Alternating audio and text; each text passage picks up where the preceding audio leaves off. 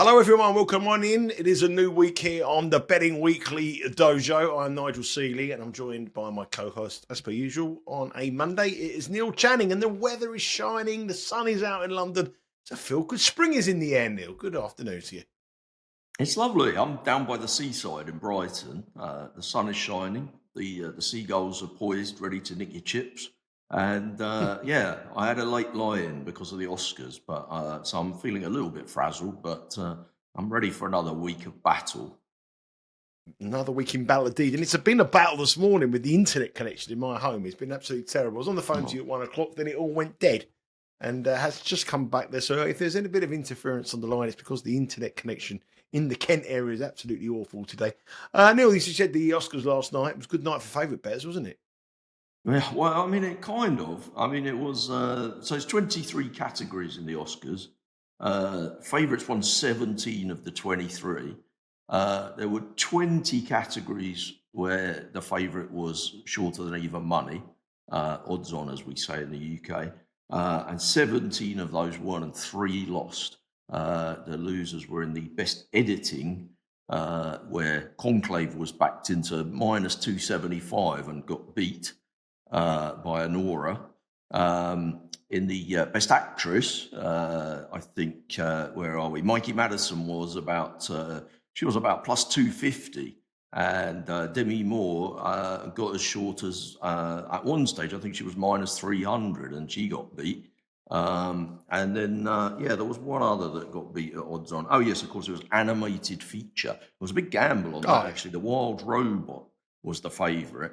That one got backed from minus 200 into minus 300. And then on the day, went on a massive slide and ended up minus 150. Flow was the film, nice little film, got backed all the way in to about plus 125 right on the end. So they knew those people there. But if there was a good Oscars, it was a good betting event. And actually, I think it demonstrated something that, on the dojo, we try and improve your betting by thinking about the way betting works. And I think there was a clear thing on the Oscars that can help you. People that bet skinny ones, people that want to bet things minus 300, minus 400, minus 500, they do it at the last minute. And there's reasons why they do that. The market's thicker, there's more liquidity, it's easier to get big chunks on. And secondly, if you're laying down that kind of money, you don't want to tie it up. You expect to win, and you just want to kind of whack it on and leave it on there. So, it was amazing. And this happens every year in the Oscars. Things that had been kind of minus 600, minus 700 for 4 or 5 days on the spin was suddenly trading at like minus 1200, minus 1500. Even, there was something, there was one thing I bet at minus 800. On the day, it's minus 5,000. I mean, it was only a couple of days later. Nothing's really changed. It's just supply and demand and the way that money goes on the day. And I think it's a valuable lesson for people. If you are, if you're going to back outsiders in those kind of things, probably wait till the day. And if you're going to back the favourites, you want to get on early. I don't know can you think of other events where that sort of works out? I think the well, I don't know for now because the Brits was our equivalent of the music awards and our equivalent of the Grammys. I didn't know any of the people in it. I used to be well on top of that, but the favourites on those they used to always get bet. So they would open up the line on when the opening show came. It'd be like Oasis to be the best group. They'd be like 1 to 2, but on the night it'd be 1 to 7. The best male solo artist would always be Ed Sheeran, and if you just done the ACCA of all the favourites, you would 9 times out of 10 win on them. There'd be one shock or something like that. But the betting on the Brits was quite big a few years back, but it's not big anymore. I don't even know it's gone now. The Oscars the Oscars is still pretty big though. There's plenty of money traded on it. I mean, Nora, the best film, you could have had 7 to 1 plus 700 a few weeks ago, and during the ceremony, it started to become obvious it was going to win. They won the best director, they won the best editing, and as soon as they'd won those 2 awards, it was into kind of minus 1,200, something like that, to win. So, it was probably a bit of a bad night for Conclave. But yeah, I mean, a tremendous betting event. And in some of the smaller categories, you do get outsiders in the Oscars. The animated short film was won by a film called In the Shadow of Cyprus. That was 33 to 1. You could have had 33 to 1 on the day. That's the one we Amazing wanted to be on. scenes there. Why didn't we miss that? Um, I see you've had a shave and a haircut as well. You didn't win the hair and beauty, the makeup. the hair and makeup, sadly, went to wasn't the done in your washed up star. Well, For it the did go to you then. substance. It did go to you then. There you go. So it went to the substance. Yeah, The Substance is a movie about Betting Weekly Live, hair some and beauty. medication that you can take to make yourself look younger. I think it didn't leave. We're not on it. If you go and watch it, it doesn't give you the address of where to get it, unfortunately. Oh, that's a shame. Yeah, but well, that's one of your biggest tournaments. That's one of your biggest nights of the year gone. But profitable one, I would imagine, with the favourites winning and the stuff you did. I mean, we've got one of your favourite weeks of the year coming up next week. Now, obviously, there are a lot of people who watch this show based in America and the United States, and we're sponsored by our good friends at Bed Rivers on the channel here. So, horse racing is something that not a lot of you will be aware of, but the Cheltenham Festival over here starts next Tuesday, and it is like the World Cup of jump racing. All the best horses from around the world come to Cheltenham, which predominantly Ireland and England, really. Ireland, United Kingdom, really. And they go at it head to head in a big challenge, and the best racehorses come. And it's everyone comes around, 100,000 people turn out each day to watch the best horses compete over a 4-day festival. Now, this is one of the biggest times of the year for you. But it is your biggest week of the year, isn't it? Yeah, basically, and you're right to say it is kind of the World Cup, the absolute pinnacle of jumps racing in the UK, but it's really also the pinnacle of betting in the UK. It's by far the biggest betting turnover event for bookmakers in horse racing of the year, and it surpasses other sports as well. Although not, football is still king in the UK, soccer, as you would tend to say stateside. And soccer matches do more turnover than the races at Cheltenham, but something like 18 of the top turnover 20 races of the year will be run in a 4-day period, often one straight after the other. That's the sort of second biggest race of the year is immediately followed by the fourth biggest race of the year or whatever. So it's a pretty good time to get on. The bookmakers are clamoring for your business. We have a situation where often at the start of the week, and American viewers will know this from like the start of the NFL season, where bookmakers are keen to offer lots of loss leaders and promotions to get you to sign up, hoping you'll stick with them throughout the season. And bookmakers in the UK have traditionally done that with Cheltenham.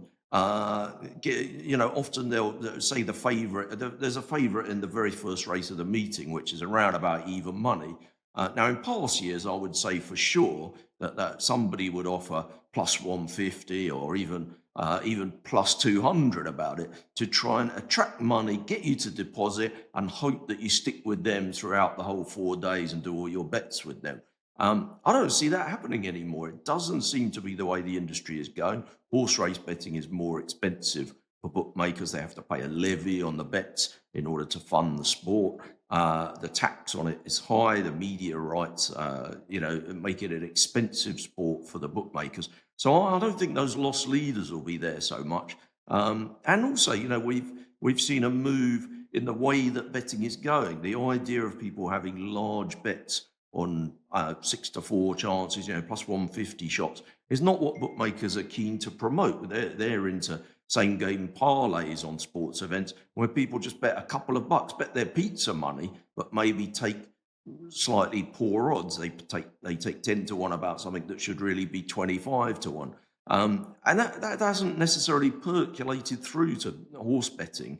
I wonder though, because obviously in America now we've got the next big event, pretty much coincides with the Cheltenham Festival, is the start of March Madness. And March Madness is very similar in a way. It's a huge betting event. Bookmakers are keen to sign people up and get them to stick with them throughout the competition. And they're all desperately keen to be first up with the prices.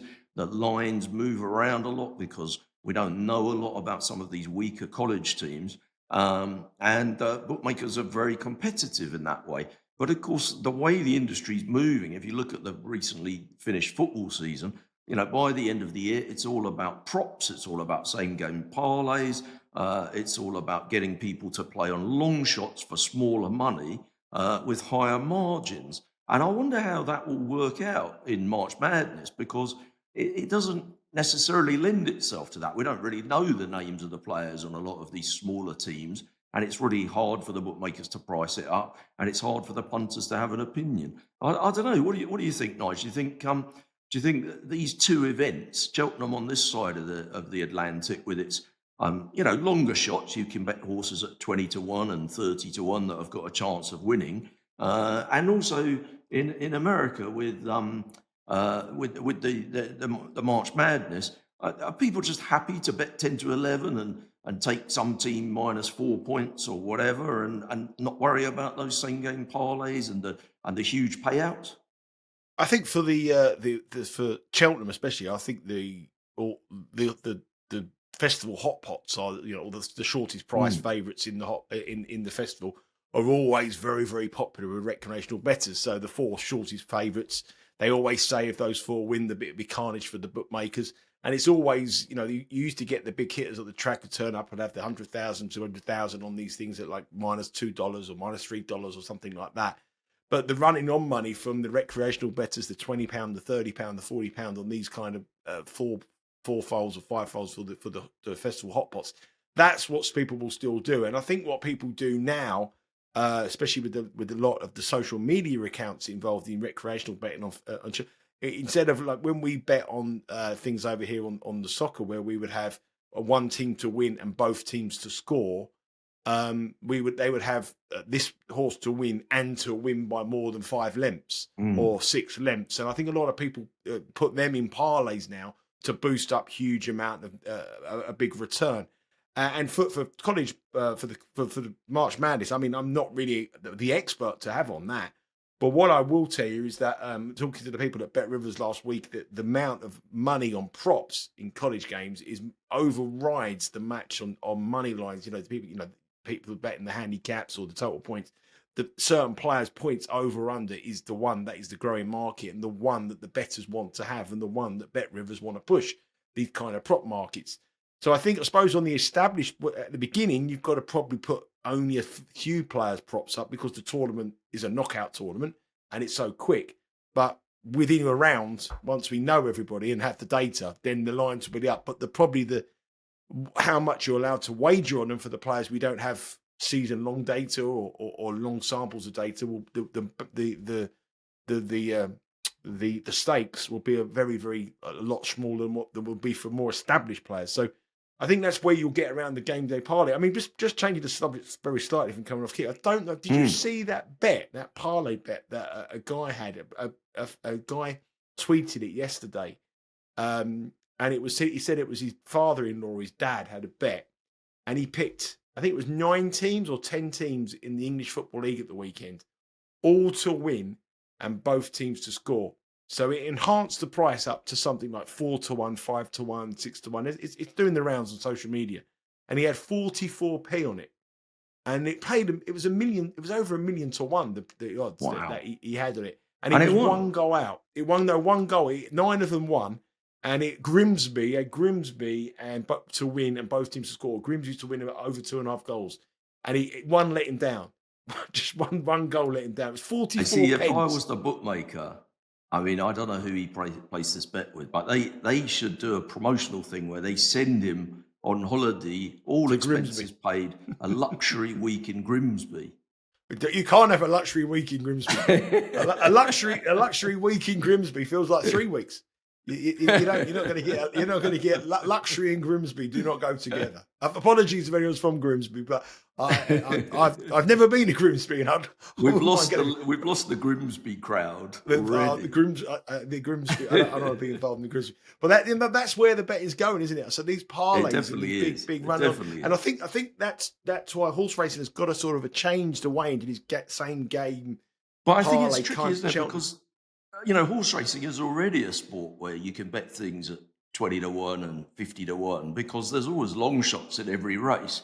And the reason that people like in say, football, either side of the Atlantic, the reason that people like same game parlays is because, with just two sides and a 6.5 point handicap in the NFL, or two sides and three options with the draw in soccer, the prices are going to be short. That nobody's going to be more than kind of 4 or 5 to 1 to win in that situation. And if they are 4 or 5 to 1, it's probably hard to see them ever really win. Or, obviously they're going to win, but people don't really like those kind of bets. What people like is when they see four things that look kind of reasonable, and they can chuck them all together and get 10 to 1. And, I'm sure you can do that. You can't really do that in racing. The only thing in horse racing is who wins. No, you can do that in racing. You could do the Cheltenham Gold Cup. You could do a same game parlays, and you could do same race parlays. You could do an Irish horse to win, number more than 17 finishers or whatever in the race. You could do to win by 5 lengths. You could do every horse to get over the first fence. You could definitely do same race parlays, but obviously you couldn't put in the negative side of it. You couldn't put a horse to fall because that's that we want. There may be a fatality. Sure. You don't want things like that. But if you promoted the positive things, you could definitely do. You wouldn't be able to do it. Maybe they need to do more of that. I don't know. I think that would be good. There's been a lot of conversation in the UK recently about younger people going to the horses. The horses generally on both sides of the Atlantic are becoming a sort of aging demographic of people are interested in horse race betting, and it's a problem for the sport. And obviously, attracting the younger crowd, you need to think about what is the offering, what happened, especially people visiting the track. And there's been a lot of talk this week about Cheltenham. It's quite an expensive week. Cheltenham's a small town in the west of England. And the horses tend to get around about 60,000 people each day go to the 4 days. And, the traffic in and out of the place is just horrendous. The cost of hotels nearby goes up by like 5 times their normal rate. The train fares into the nearest station will double. And it's about an hour walk to the station. It costs a fortune. The whole thing is totally ridiculous. And lots of people are saying, well, they want to spend the money on going to fly to Spain and go and watch it on a big screen in front of the TV. And there are hotels in Spain where they've put up large screen TVs so that people can go and sit and watch it in the sun. And it made me think about America and the NFL. I mean, going to the Super Bowl became such an expensive thing that it suddenly, maybe about 15 years ago, became a very popular thing to go to Las Vegas. And obviously you can go to a place like the Circa, for example, where they have a huge screen at the back with a swimming pool, and you can sit in the swimming pool and watch the Super Bowl, which sounds, really good. And obviously people, it's winter in England at the moment, spring maybe, but, you're standing outside watching horse racing, and it's very crowded and, quite expensive to get there. People are saying, well, I like to go and stand outside in the sunshine and watch it in the swimming pool, where the beer's cheaper. So I'm finding that quite interesting, because I noticed on the recent Super Bowl, everybody was moaning about how Vegas had charged us so much for the hotels, and the prices were, had to drop at the last minute. Nobody wanted to go there anymore. It's too expensive. I don't know. You go to Vegas quite a lot, don't you? Do you think Vegas is becoming a bit of a rip-off for people to go and watch sporting events? Well, let's go back to your original question, your original point about Cheltenham. I mean, I've been to Cheltenham many, many times, and I've been for 4 days. I've had a train return journey that's cost me about 300 quid. Like, when you get to Cheltenham, then we rented an Airbnb or a house from a private before the Airbnbs, and that was like extortionate for the price of the place for 4 days. We then had to pay for the box. We had a box, 24-man box, which was about 20 odd grand, I suppose, for the box. That was like for the company I was working for, wasn't me individually. And then we hired a coach, and we got a coach up there. And a friend of mine was on the helicopter. He got a helicopter, and he lived near where I lived. And he rang me and said to me, I'm in the local pub. I'm got back. What time are you going to be back? We hadn't got out of the car park. He got the helicopter, landed in London, at Fulham or somewhere like that and got a cab to the local pub we were in, we were still out of it. I mean, it's an Battersea. expensive I used day. to live near the Yeah, heliport. Battersea, a actually. helicopter coming down there, and he Yeah. went to a pub along the side there.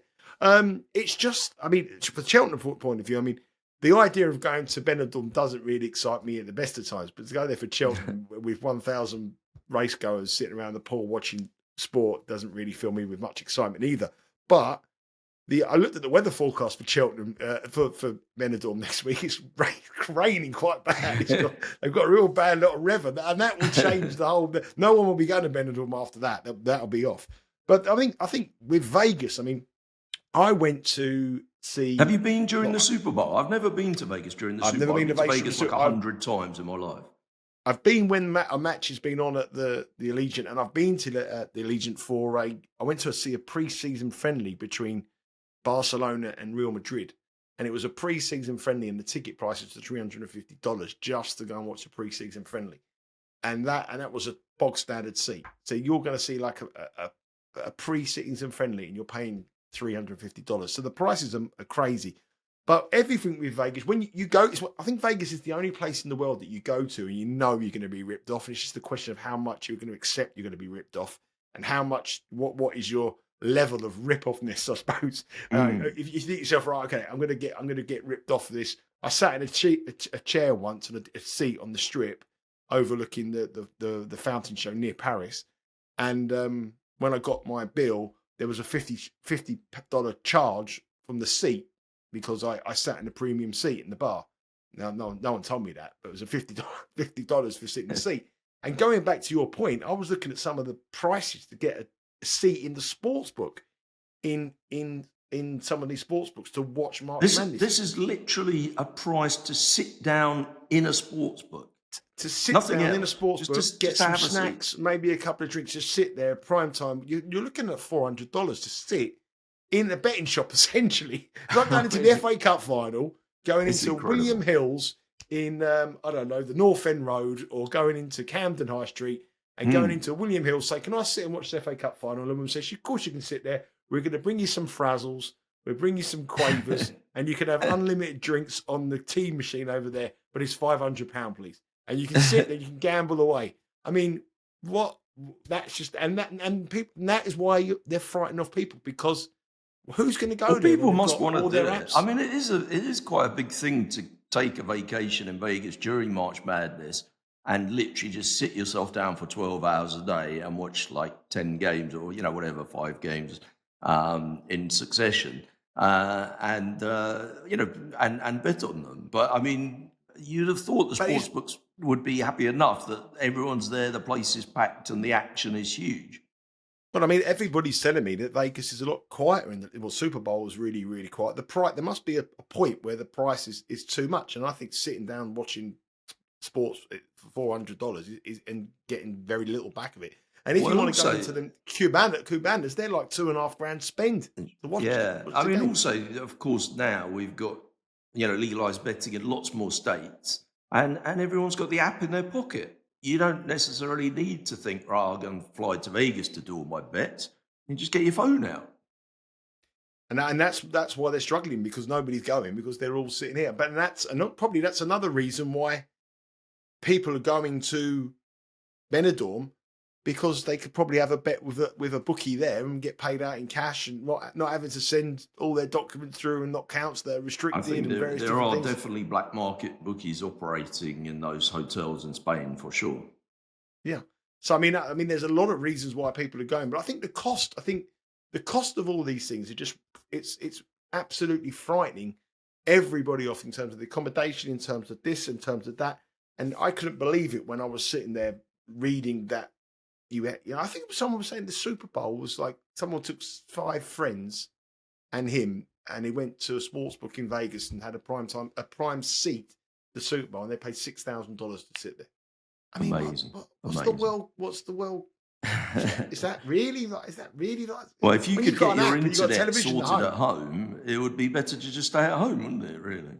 Well, that would be I do my fair bit of travelling, so I shouldn't really be saying that. But I would not be paying $1,000. I think From a pro betting point of view, though, these events, it's all very well to say, well, the atmosphere is fantastic and I like to be in the thick of it.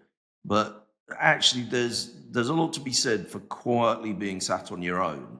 During these big, busy betting times, whether it's college basketball in America, where the action is coming really thick and fast and teams are getting knocked out, and now you've got to look at the futures prices and see how they've changed after that result. Or the line's going up on tomorrow's games, and somebody with small limits has put up some lines. Now there's another company have come up, they have bigger limits.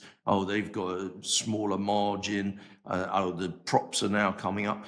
How can you follow all that stuff if you're in the thick of it in Vegas and you're having a few drinks and there's people making a lot of noise around you and whatever? I'd like to be sat here in the quiet and I'm watching it all, and I get a chance to think about the actual sport. I'm watching the sport, and I think, go back to all the normal things we talk about. Is this price an overreaction due to recency bias?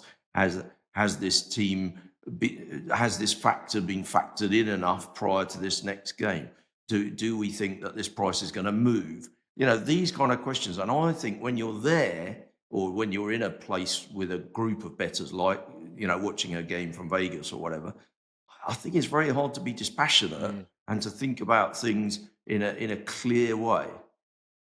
Yeah, definitely. I mean, when you're at home, you do look at things differently. I'll tell you the other thing I noticed when I was in Vegas at the sports books as well. If you nobody comes over to you. When you go to the horse race in England and they come around to the booth, we like a bet, sir, and you take the bet off them, and they put it on the little card, they give you a ticket like the Tote Girls and various things like that.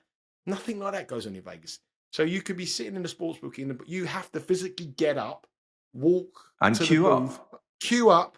You got to wait online. £1,000 to walk. No one actually comes over to you. If I'm paying $1,000, I want someone to come over to me, take my bets. I want. Why don't they have that in Vegas? You think they would never have it. You think they would have, in the same way as they have a cocktail waitress, they'd have and a cigarette girl, they'd have a betting girl or a guy. It must come be very over simple and say, to let me take your action. Yeah, take the action, print what you want, put it on, print the ticket off, give you the ticket, and go back. Yeah, that's another $1 million idea we've just come up with there, Nigel. Let's make sure we cash in on this one. So the last time I was in Vegas, I was at Circus Sports outside in the Stadium Swim, fantastic swimming baths. I was watching the Breeders' Cup. So there's how many races are there tonight? About 12 different Breeders' Cup races. Yeah. But everybody was betting on their phone because they had nobody to take any wagers from outside. You had to put your clothes on, walk into the sports book, physically queue up, place a bet, and the sports book is about 20 minutes from the pool. So by the time you walk there, or 15 minutes, let's face it, nobody in the sports book needs to see you in your Speedos. No. Well, I wouldn't be allowed. But why aren't you having people outside taking the bets coming to you? Would you like a bet on the next race, sir? Would you like a bet on the football, sir? Would you like a bet? I mean, they're missing a trick there big time. And no wonder people are on their apps betting with Bet Rivers and other people. I don't think, wouldn't be Bet Rivers because it wouldn't be Nevada, but other sports books that were licensed in Nevada and places like that. But I mean, it's I can't believe that they don't do that. But anyway, it's one of those things it is. And people are moving away from Las Vegas. They don't feel the need to go there. They have the app on their phone. They prefer watching it at home. They have the other, multitude of different markets to be able to bet on. And, the cost is frightening everyone off. So not only across in America, it's here in the UK for the big sporting events as well. Just before look at this. I didn't even go to the Oscars to watch it. No. Because it's so hard, you've got to put your tux on. I got the red carpet to get through. And when I get there, I can't even get a bet on. I know. Unbelievable, isn't it? I mean, we'll see. I'm having terrible internet problems here today, so I apologise if anybody. I think they've cut through a cable line in our local area, so everything's down. And I'm running through my mobile phone, which is not ideal. So I'm a little bit panicky about that going down. I just had a question, Neil, just before we go. I had a question from someone talking about Cheltenham. It was probably last time we're going to speak before Cheltenham. But he just wants to know, with Cheltenham around the corner, can you tell me how you tackle such a big horsey event? How much your betting is done anti-post? Do you put aside a bank for the event, or do you study form, etc., etc.? Very little anti-post, very little futures betting. Mostly because the liquidity, the size of the bets you can get on are much less, And I think obviously the advantage of futures betting is that you can get big prices and they might collapse in the run up to the races, and you might end up getting, I don't know, 7-1 about something that goes off 2-1. But the disadvantage is you don't really know what the state of the ground is going to be. You don't know who you're going to be up against in the race. And I think things like that are pretty important to the decision making. So I tend to leave most of my action until the day of the race. Although I will probably do a little bit this week. I haven't done any futures betting at all a week before, but I'll probably do a little bit. Most of this week I'll spend prepping. I like to go through a lot of stats. Cheltenham is one of those meetings where certain kinds of horses do well every year. So watching last year's racing takes a while to watch all of the races again. But I think it's a good refresher, it's a good reminder of what you're looking for. And there are certain races suit types of horses. Some of the races, there's 2 different tracks. Well, there's actually 3 different tracks at Cheltenham, but generally speaking, like the different tracks have different characteristics. One of them is particularly suited to front runners, so I go through and look at and make a list of all the horses that favour the speed against the horses that have more stamina or come late. So I'm doing that kind of homework really in the run up. In terms of having a bank for it, it is pretty important in my year. It wouldn't be true to say that if I had a losing Cheltenham, I have a losing year. But it definitely, I won't be having a winning March if I have a losing Cheltenham, that's for sure. It certainly, I would say it's about 15% of my year. So it's a pretty big thing for me. And the other thing, you get so much better value on the day with the each way terms the bookies are betting. Yeah, well, that's the other thing. We was touched on it before. Some of the bookies offering loss leaders in order to attract people in. And often the way they do that is, in the UK, win and place depends on the number of runners and the type of race, whereas in America it tends to be the 1, 2, 3. Over here, sometimes it's 1, 2, 3, 4. Sometimes it's 1, 2, 3, 4, 5. And different companies will say, okay, well, the standard in this race is 4 places, but we're going to give you 5 or maybe even 6. And they accept that they're going to lose a little bit of money to sharp punters looking out for horses that are likely to stay on and finish 4th or 5th or 6th. But they do that in order to, show goodwill and as a bit of a loss leader. So I'll definitely be shopping around for those kind of things. And, it's the normal thing going into a big account, a big meeting. You want to make sure you've got lots of accounts and lots of opportunities to get on. And, all that is part of the prep, really. It's a busy time. It's like a 2-week thing for me, really, not just a 4-day. I'm not really a racing fan, but I do love Cheltenham Festival, and I only bet whatever you say, Channing. I call Channers. I call him Channers rather than you. I call him on the Betting Emporium tipsters page that Neil does. So if you want to give it a little plug for that, Neil, it's a good time to do it now. If anyone wants Well, I do. Have a look at this. I basically write an essay about every single race, every single day. And it takes me ages. I wake up at 3:00 in the morning to knock them up in the morning of each day. I don't start them until the morning because, as I say, I like to have all the information in front of me. I want to know exactly who's running and what the ground's going to be. If you want to read all of those, we do charge. I'm not afraid to say it's 200 quid for the week, which, is quite a lot of money. Generally speaking, the people that come and bet with us, certainly they've won over the years. We do have losing years, but generally it's a winning thing over the long run. And what can I say? I'm going to bet all the horses. You'll know if you read it whether I've won or lost on the week because I'll have done exactly what you did. So fingers crossed it will go all right. Just another quick thing before we go, Nigel. I did notice. I was very keen to ask people to comment about the films last week. Remember, I was very excited about the movies generally.